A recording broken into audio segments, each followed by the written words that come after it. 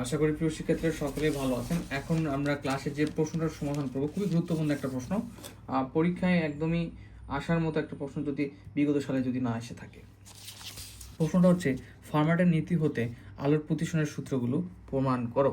তো আমরা ফার্মাটের নীতি গত ক্লাসে আলোচনা করেছিলাম এবং তাই ধারাবাহিকতায় আজকে আমরা ফার্মাটের নীতি হতে আমরা প্রতিসরণের সূত্রগুলো প্রমাণ করব। তো প্রশ্ন আরও অনেকভাবে হতে পারে যে ফার্মাটের নীতি থেকে আলোর প্রতিসরণের সূত্রগুলো প্রমাণ করো, ফার্মাটের নীতি থেকে আলোর প্রতিসরণের সূত্র বা নিয়ম প্রতিপাদন করো, বা ফার্মাটের নীতির সাথে আলোর প্রতিসরণের সূত্রগুলো প্রমাণ করো। তো কয়েকভাবে আসতে পারে। তো আমরা এখন এটা প্রমাণ করার চেষ্টা করে নিয়েছিলাম খুব ভালোভাবে। তার আগে বলে নেই, যারা পেইড ক্লাস করতে চাও তারা 0176735130130 আমরা হোয়াটসঅ্যাপে নক দিয়ে তোমরা আমরা ক্লাসগুলো করতে পারো 410 টাকা ফি পেড করে মাত্র। ওকে, তো ফাইন। তো আমরা এই প্রশ্নটা এখন আমরা সমাধানের চেষ্টা করি। এই প্রশ্নটা সমাধান করতে গেলে আমাদের একটা চিত্রের দিকে তাকাতে হবে। তো প্রথমত পড়ে নিই, আমি চিত্রটা আর্ট না করে বই থেকে একদম চিত্রটা তোমাদের দেখাই দিচ্ছি। তো চিত্রটা কেমন আসলে ধরো মনে করতে হবে প্রথমত যে এ বি একটা আলোক রশ্মি, এ ও বি স্বচ্ছমাত্র বিভব তল, এ বি একটা আলোক রশ্মি এবং এই আলোক রশ্মিটা বিসি বরাবর, এই যে বিসি বরাবর সি বিন্দুতে পৌঁছাচ্ছে। কি হচ্ছে যে আপতিত রশ্মি বা আলোক রশ্মি এবিটা প্রতিষ্ঠিত রশ্মি এখানে আলোটা পৌঁছাচ্ছে কোথায়? বিসি বরাবর সি বিন্দুতে। আচ্ছা, তো এখানে আমাদের যে এবি যে আলোক রশ্মি রয়েছে এখানে একটা বিভবতল রয়েছে পি থেকে পি প্রাইম বিভবতল, যেটা হচ্ছে বি বিন্দুতে আই কোণে আপতিত হয়ে বি মাধ্যমে আর কোণে, এই যে এটা হচ্ছে এ মাধ্যম, ঠিক আছে, এটা এ মাধ্যম, এটা বি মাধ্যম। তাহলে কি হচ্ছে A B Alok Rashmi A O B স্বচ্ছ মাধ্যমের বিভবতল, এই যে এ একটা মাধ্যম বি একটা মাধ্যম, স্বচ্ছ বিভবতল পি ও পি প্রাইমের কোন বিন্দুতে? বি বিন্দুতে কি কোণ তৈরি করতেছে? আই কোণ আপতিত হয়ে কোথায় যাবে? এই এ বি আলোক রশ্মিটা আই কোণ আপতিত হয়ে পি পি প্রাইম হচ্ছে বিভবতল হতে আই কোণ আপতিত বি মাধ্যমে আর কোণ, এই যে আর কোণ, ঠিক আছে। এটা কি কোণ? এটা আমরা কোন সময় থিটা বলি না, এটা হচ্ছে সেই কোণের থিটাটা হচ্ছে কোণের পরিমাণটা হচ্ছে আই, আর এটা হচ্ছে আর কোণে প্রতিষ্ঠিত হয় এবং বিসি বরাবর কোন বিন্দুতে পৌঁছাচ্ছে? সি বিন্দুতে পৌঁছাচ্ছে চিত্র অনুযায়ী। তাহলে আমরা ফার্মাটি থেকে আলোর প্রতিসরণের সূত্রাবলীগুলো আলোচনা করতেছি। এখন আবার কি বিভবতল পি এবং পি প্রাইমের উপর এ এম একটা লম্ব টানবো, এ থেকে এম, সি এন একটা লম্ব টানবো। তাহলে কি করলাম আমরা? পরবর্তীতে বিভবতল পি এবং পি প্রাইমের উপর এ এম একটা আমরা এবং সি এন একটা লম্ব টানলাম। এখন মনে করি এই এম এর ডিস্টেন্স হচ্ছে H1 এবং সি এন এর ডিস্টেন্স হচ্ছে কত? H2 লম্বের, এবং সাথে সাথে এই এন থেকে এন এর ডিস্টেন্স হচ্ছে ডি, কত? ডি, এবং এম থেকে এন পুরোটা ডিস্টেন্স হচ্ছে ডি, ঠিক আছে। এই যে এইভাবে দিতে পারো তোমরা চাইলে, এইভাবে থার্ড পার্টি দিতে পারো। আর এম থেকে বি এর ডিস্টেন্স মানে এতটুকু ডিস্টেন্স হচ্ছে আমাদের এক্স। তাহলে আমরা বি এন, এই বি থেকে এন এর ডিস্টেন্স কত হবে আমি একটু দেখাই। দেখো যে সমাধানে এখানে পি এবং পি প্রাইম একটা বিভবতল রয়েছে, ওকে। এবং এখান থেকে আমাদের এ আমি জাস্ট সিম্পলভাবে আঁকাচ্ছি, এ এম একটা আমাদের লম্ব রয়েছে। তো এখান থেকে বলতেছে যে এই এ এম একটা আমাদের লম্ব রয়েছে। তো এই এ এম বিন্দু থেকে একটা বি বিন্দু, এটার ডিস্টেন্স হচ্ছে এক্স পরিমাণ, কত? এক্স পরিমাণ। কিন্তু এন থেকে এন একটা বিন্দু রয়েছে, এখানে এন সি এন একটা আমাদের লম্ব রয়েছে। এখান থেকে এম থেকে এই যে এন পর্যন্ত এটার দূরত্ব বলতেছে ডি। তাহলে এই যে বি আর এন এতটুকু রয়েছে, এতটুকু ডিস্টেন্স কতটুকু হবে? ঠিক আছে, এটা আমাদের নির্ণয় করতে হবে এখন। তাহলে এই পুরোটা ডিস্টেন্স যদি হয় ডি, পুরোটা ডিস্টেন্স ডি, আর এতটুকু দূরত্ব যদি এক্স হয়, তাহলে এই ডি থেকে পুরো ডিস্টেন্স থেকে যদি আমরা এতটুকু ডিস্টেন্স বাদ দিই, এক্স পরিমাণ এতটুকু ডিস্টেন্স যদি বাদ দেই, পুরোটা ডি, এই ডি থেকে যদি এতটুকু বাদ দেই, তাহলে এই এতটুকু আমরা ডিস্টেন্স পাবো, রাইট? ফুলটা দেওয়া আছে ডি আর এতটুকু দেওয়া আছে এই পর্যন্ত এক্স।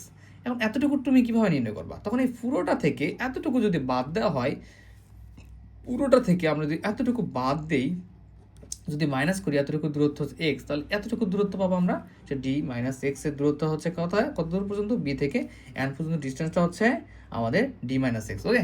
এটা বলছে ব্যাপারটা একটু ক্লিয়ার করা যায়। ধরো যে এখান থেকে এ থেকে বি এর দূরত্বটা হচ্ছে 2, ঠিক আছে। আর পুরোটার ডিস্টেন্স এখান থেকে দেওয়া আছে হচ্ছে 5, পুরোটার ডিস্টেন্স থেকে। তাহলে এতটুকু দূরত্ব তুমি কীভাবে পাবা? তো এতটুকু দূরত্ব যদি 2 হয় আর পুরোটা যদি 5 হয়, তাহলে তুমি 5 থেকে যদি 2 বিয়োগ করো, তা 5 থেকে 2 পুরোটা থেকে যদি এতটুকু বিয়োগ করো, তাহলে এতটুকু জায়গাটা পাবা তুমি, তাহলে 3। ঠিক আছে, এতটুকু ডিস্টেন্স হচ্ছে 3। আচ্ছা, এখন বলতেছে যে দেখো যে যদি এ ও বি মাধ্যমে আলোর বেগ যথাক্রমে, এই এ মাধ্যমে আলোর বেগটা হচ্ছে CA, ঠিক আছে, আর বি মাধ্যমে আলোর বেগ হচ্ছে CB, তাহলে যদি হয় এবং এবি ও বিসি পথ অতিক্রম করতে আলোর যদি কত সময় লাগে, টি সময় লাগে, তাহলে আমরা পাবো। ঠিক আছে, এখন আমি আমাদের চিত্রটা আমরা বর্ণনা করা শেষ, আরেকবার বলি। এখানে কিউ থেকে কিউ প্রাইম হচ্ছে একটা অবিলম্ব, কিউ থেকে কিউ প্রাইম হচ্ছে একটা অবিলম্ব। তাহলে আমরা একবার বলি চিত্রটা দ্বারা কি বোঝাচ্ছে। প্রথমে একটা আলোক রশ্মি এবি, যেটা হচ্ছে একটা হচ্ছে এ ও বি স্বচ্ছ মাধ্যমে, এবি রশ্মিটা কি করছে, বিভক্ত পিপি প্রাইমের বি বিন্দুতে আই কোণে আপতিত হয়ে বি মাধ্যমে আর কোণে প্রতিষ্ঠিত, আপতিত হচ্ছে আই মাধ্যমে, আর কোণে প্রতিসমিত মানে হচ্ছে আই কোণে আপতিত হচ্ছে এবং আর কোণে প্রতিষ্ঠিত হয়ে কি হচ্ছে, বিসি বরাবর সি বিন্দুতে পৌঁছাচ্ছে। এরপর কি হচ্ছে, এই বিভব তলে আমরা একটা লম্ব টানতেছি AM আর একটা লম্ব CN টানা হলো। এখন এদের ডিস্টেন্সগুলো, এ থেকে এম এর ডিস্টেন্স লম্ব H1, সি থেকে এন H2 এবং এম থেকে বি পর্যন্ত হচ্ছে ডি, এম থেকে বি পর্যন্ত এক্স ডিস্টেন্স, এম থেকে এন পর্যন্ত ডি নিলাম। আর তাহলে বি এন এর ডিস্টেন্সটা হবে কত, যে হচ্ছে বি থেকে এন পর্যন্ত হবে D-6, পুরোটার থেকে এই এতটুকু ডিস্টেন্সটা বাদ দেয়, তাহলে D-6 থাকে। যদি এখন এ আর হচ্ছে বি, তোমার এখনই হয়ে যাবে। দেখো আলোর বেগ যতক্ষণ সি এবং সিবি হয়, তবে কি হবে, এই সি এ যদি সিবি হয়, তখন এই এ বি আর বিসি এই আলোর পথটা অতিক্রম করতে একটা সময়ের প্রয়োজন হবে, সেই সময়টা হচ্ছে টি। এখন আমরা টি যদি সময় প্রয়োজন হয়, তাহলে আমরা কি লিখতে পারি, দেখো এখন আমরা প্রমাণে যাবো ধীরে ধীরে। বাংলা লেখাটা পরে আমি দেখাই দিচ্ছি কি লিখতে হবে। তো দেখো আমরা জানি যে সময় ইকুয়াল আমরা লিখতে পারি সাধারণত টি ইকুয়াল লিখতে পারি S/V, যে সময় ইকুয়াল সরণ বা দূরত্ব বাই বেগ। বুঝতে পেরেছো? তো এখানে যে চিত্রটা দেওয়া আছে, আমরা চিত্রটা দেখি। প্রথমত একটা অংশ দেখি, যে এখানে দেওয়া আছে একটা হচ্ছে এ থেকে বি, তাই না? এখানে আলোর পথটা হচ্ছে সি হচ্ছে আলোর পথটা বা আলোর গতিটা বোঝাচ্ছে, আলোর বেগ বোঝাচ্ছে। সি এ থেকে বোঝাচ্ছে যে এ মাধ্যমে আলোর বেগ। তাহলে এই ভিটা হচ্ছে আমাদের এখানে এই এতটুকু অংশের জন্য টি সময়ের দুইটা অংশ রয়েছে আমাদের, একটা এবি পথ আর বি থেকে একটা সি এর দিকে যাচ্ছে, এটা একটা আলোর পথ রয়েছে, সেটা হচ্ছে সিবি, যেটা হচ্ছে আলোর বেগ হচ্ছে সিবি। ঠিক আছে, আচ্ছা।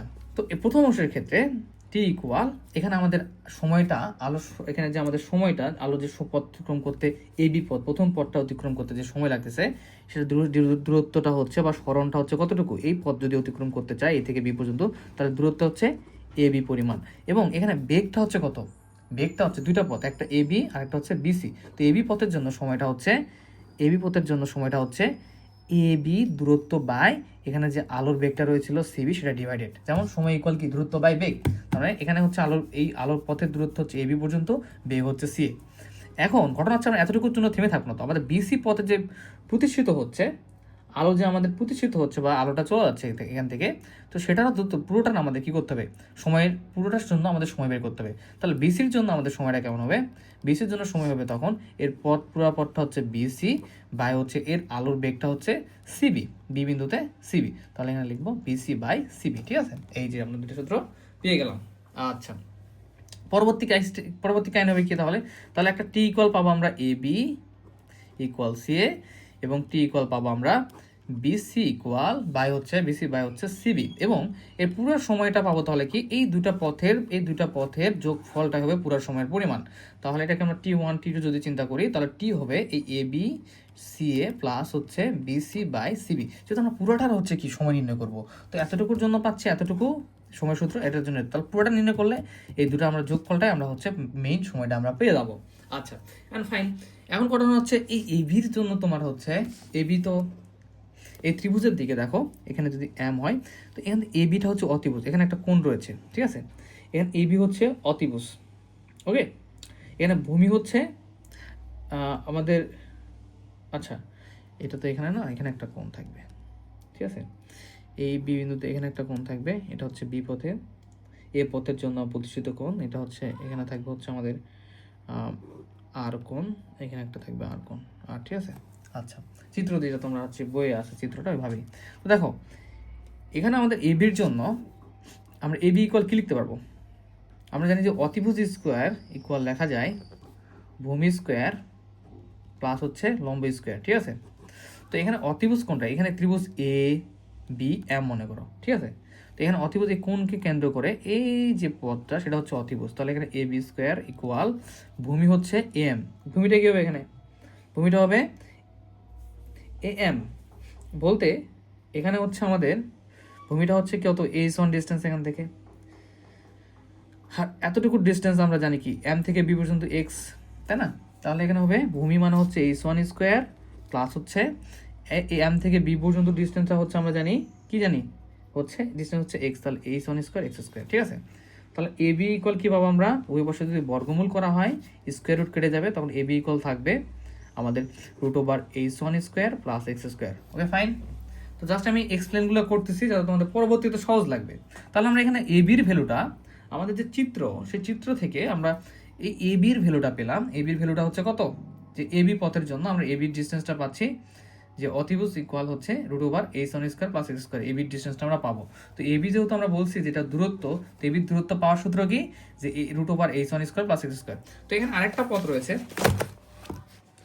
দেখো আরেকটা পথ হচ্ছে এখানে আরেকটা পথ রয়েছিল আমাদের বি বিন্দু, এখানে আমাদের বিসি বি বিন্দু থেকে সি বিন্দুতে আলো প্রতিষ্ঠিত হচ্ছিল, এখানে লম্ব হচ্ছে সি এন, তাই না? আর এখান থেকে হচ্ছে বি থেকে ডি এন ছিল, বি থেকে এন এর ডিস্টেন্স ছিল ডি মাইনাস এক্স, এখানে হচ্ছে আমাদের সিবি পথ ছিল, এখানে আমাদের কোণ ছিল আর, এখানে কোণ ছিল আর, ঠিক আছে। তো এখন এই কোণে আমরা এখন কার ডিস্টেন্স বের করবো? বিসির ডিস্টেন্স বের করবো। তো বিসির ডিস্টেন্সটা কীভাবে বের হবে? বিসির ডিস্টেন্সটা বের হবে, এটা অতিভুজ স্কোয়ার, এটা অতিভুজ, আর এই কোণের সাথে যেটা থাকবে সেটা হচ্ছে ভূমি, এটা হচ্ছে সিএন হচ্ছে আমাদের ভূমি, আর সিএন এর দূরত্ব কত ছিল? h2, তাহলে ভূমি স্কোয়ার প্লাস লম্ব, লম্ব হচ্ছে এটা, ঠিক আছে। কোণের সাথে যেটা থাকবে না সেটা হচ্ছে লম্ব, তাহলে বিএন লম্ব, বিএন এর ডিস্টেন্স হচ্ছে কত? দূরত্ব এখান থেকে ডি মাইনাস এক্স, তাহলে ডি মাইনাস এক্সের উপরে স্কোয়ার। Okay fine. তাহলে এখানে আমরা কি বিসির মানটা কী পাবো? অবশ্য বর্গমূল করতে হবে, বর্গমূল স্কোয়ার রুট কেটে যাবে, তাহলে বিসি ইকুয়াল আসবে আমাদের h2 square plus D minus X whole square. তাহলে আমরা এখান থেকে আমাদের যে বিসির ডিস্টেন্স সেটাও পেয়ে গেলাম। ওকে আচ্ছা, এখন সমাধানে চলে যায়। এটা শুধু জাস্ট তোমাদের বুঝালাম, বুঝতে পারছো?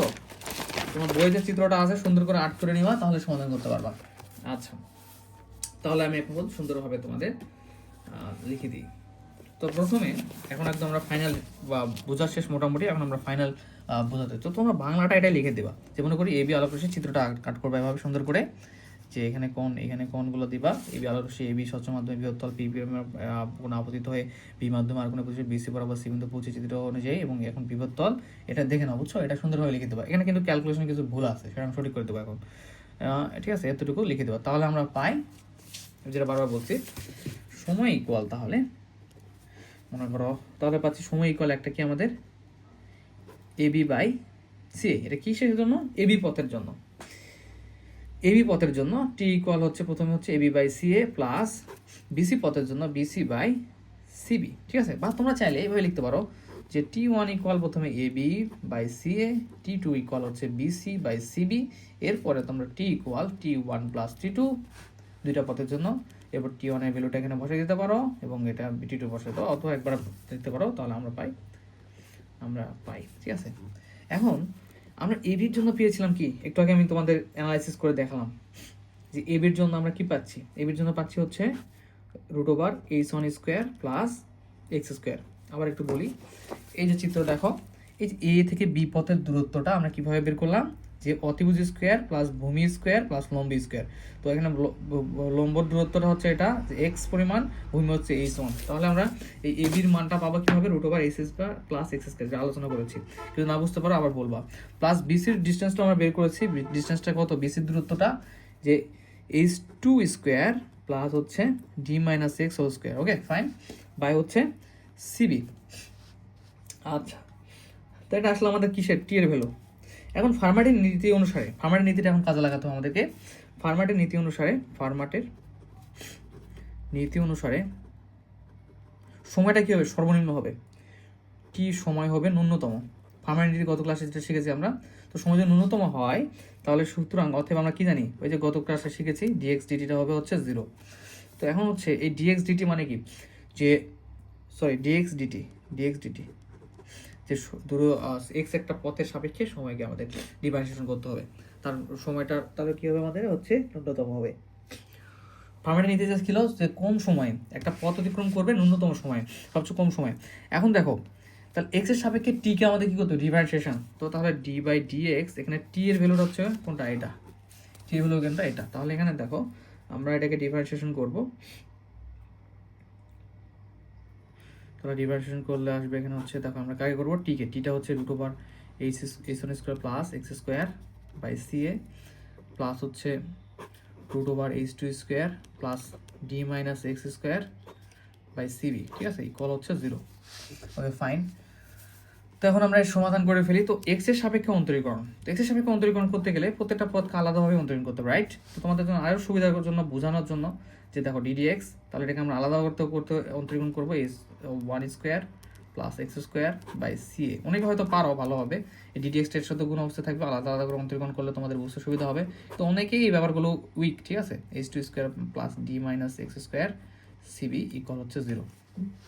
আচ্ছা, তো দেখো এখন এটাকে যদি অন্তরীকরণ করি আমরা কার সাপেক্ষে, এক্স এর সাপেক্ষে, রাইট। তো এখানে 1/c এটা হবে হচ্ছে ধ্রুবক, তাহলে 1/c এটাকে বাইরে বের করে নিলাম। এখন তাহলে আমাদের অন্তরীকরণ করতে হবে কাকে, শুধুমাত্র h1 স্কোয়ার প্লাস এক্স স্কোয়ারকে আমাদের অন্তরীকরণ করতে হবে, কাকে, h1 square plus X square. দেখো 1/c এ যদি তুমি বের করে নাও বাইরে, তাহলে ডিডিএক্স এখানে থাকবে শুধু হচ্ছে, এখানে রাফ করে দিই √h1 square plus X square. তো এক্স এর সাপেক্ষে এটাকে অন্তরীকরণ করতে পারবো, প্রথমে দেখতে হবে, হ্যাঁ পারবো, কেননা এক্স চলক রয়েছে, এক্স যুক্ত ফাংশন। তাহলে 1/ca ইন্টু এক্স এর সাপেক্ষে যদি অন্তরীকরণ করা হয়, আমরা জানি কি ddx √x এর সূত্র হচ্ছে 1/2 √x অন্তরীকরণের সূত্র, ঠিক আছে। তো তাহলে এখানে আসবে 1/2 √h1 square plus X square, ঠিক আছে। এটাকে যেহেতু আমরা এক্স চিন্তা করছি, এক্সের সাপেক্ষে অন্তরীকরণ, তাহলে 1/2 √x আসলো, ঠিক আছে। কিন্তু এক্সকে সাপেক্ষে এক্সকে অন্তরীকরণ করলে এই সূত্র, কিন্তু এটা তো মূল এক্স না, এখানে আছে h1 square plus X square, এটাকে আমরা এক্স চিন্তা করছি, তো মূল এক্স না হলে ওই অংশটাকে আরও একবার এক্সের সাপেক্ষে অন্তরীকরণ করতে হয়। তাহলে ddx এখন এই h1 square plus X square, তোমরা ক্যালকুলাস 2 আমাদের ক্লাসগুলো ভালোভাবে করবা, ক্যালকুলেশন, তাহলে এগুলো ভালোভাবে বুঝতে পারবা। তাহলে এক্সের সাপেক্ষে যদি একে যদি আমরা অন্তরীকরণ করি, তাহলে কি আসবে, এক্সের সাপেক্ষে প্রথমে h1 স্কোয়ার করতে হবে, এটা হচ্ছে ধ্রুবক, 0 হয়ে যাবে। আর এক্সের সাপেক্ষে এক্স স্কোয়ার অন্তরীকরণ করলে 2x, রাইট। তাহলে আমাদের পরবর্তী স্টেপে যখন অন্তরীকরণ করবো এটা তো আসলে মেইন সূত্র যে 1/2 √x, এবং এটা মূল এক্স না কারণে একে অন্তরীকরণ করলে আসবে কত 2x, তাহলে ইন্টু এখানে আসবে 2x, ঠিক আছে। তখন এখানে থাকবে হচ্ছে ইন্টু 2, এখানে 2x থাকবে, এখানে দেখো এখানে থাকবে হচ্ছে 2x, ঠিক আছে, এগুলো আলাদা করে দিই। তখন এইটা আসবে আমাদের মেইন রেজাল্ট অন্তরীকরণের ফলে। তাহলে এখানে আসবে আমাদের এটাকে অন্তরীকরণ করলে যে 1/2 √x মানে হচ্ছে h1 square plus X square into 2x, right. Okay, plus দেখো এই 2 এখন কেটে যাবে।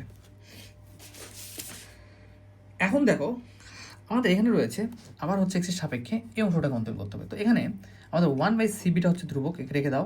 এখন অন্তরীকরণ করতে হবে এক্সের সাপেক্ষে √h square plus D minus X স্কোয়ারকে। তো এটাকে যদি আমরা অন্তরীকরণ করি, এখন এক্সের সাপেক্ষে 1/cb এর ধ্রুবক রেখে দিলাম, তাহলে এই অংশটা শুধু থাকে। এক্সের সাপেক্ষে আমরা অন্তরীকরণ করতে পারবো √h2 square plus D minus X এর উপর স্কোয়ার, এটাকে, ওকে।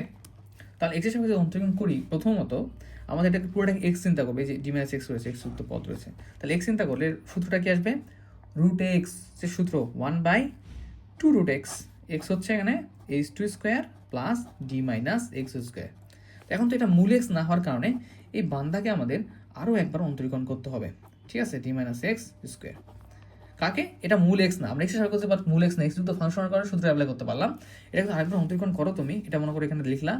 তো এক্সের সাপেক্ষে অন্তরীকরণ করলে এই প্রথম পদটা এক্সের সাপেক্ষে অন্তরীকরণ করবে, এক্সের সাপেক্ষে এটা ধ্রুবক কারণ এক্স যুক্ত ফাংশন নাই, এটা 0 হয়ে যাবে।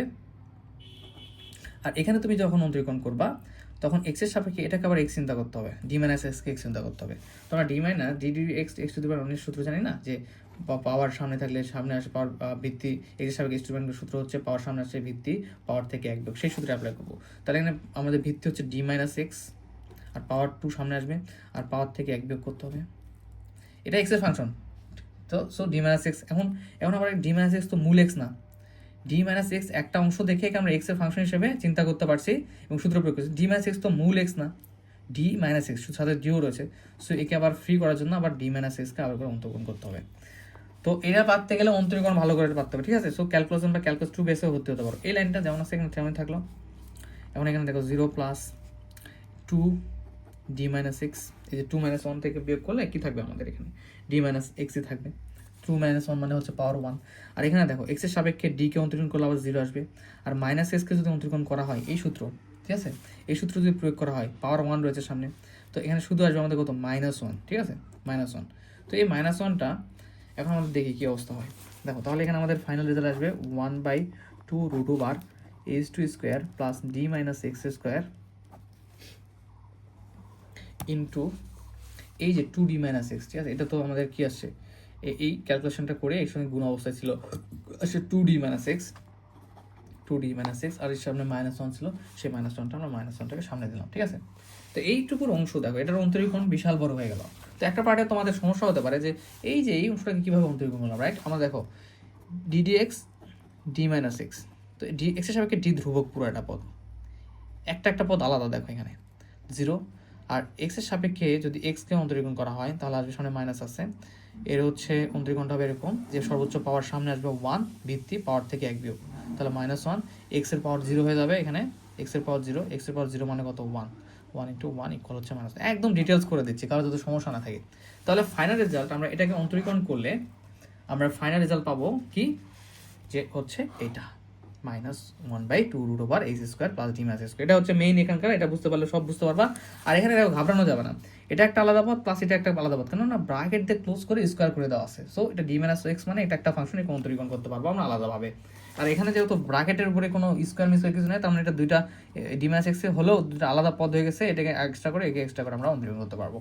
তো অন্তরীকরণটা ভালোভাবে পারতে হবে। তো অনেক সময় নিচ্ছি আমি, কেননা যাতে কেউ সবাই বুঝতে পারে, কারোর জন্য রেজাল্ট খারাপ নয়। তো এখানে দেখো আসবে কত মাইনাস ইন্টু কিন্তু গুণ অবস্থায়, ঠিক আছে, 1/2 root over h2 square plus D minus X এর উপর হোল স্কোয়ার ইন্টু হচ্ছে 2d মাইনাস এক্স, ঠিক আছে, 2d মাইনাস এক্স, সুন্দরভাবে এটা মনে রাখবা। তো এই 2 কেটে যাবে আবারও, তাহলে ফাইনালি এই মাইনাসটা প্লাসের সঙ্গে গুণ হয়ে যাবে, গুণ অবস্থায় রয়েছে, মাইনাস প্লাস মাইনাস হয়ে যাবে। তো ফাইনালি এই 2 কেটে গেলে, 2 কেটে গেলে আমাদের ফাইনাল রেজাল্টটা কেমন হয় দেখি। ইকুয়াল হচ্ছে এখানে আমাদের 0 ছিল, 0 লিখে দিবা।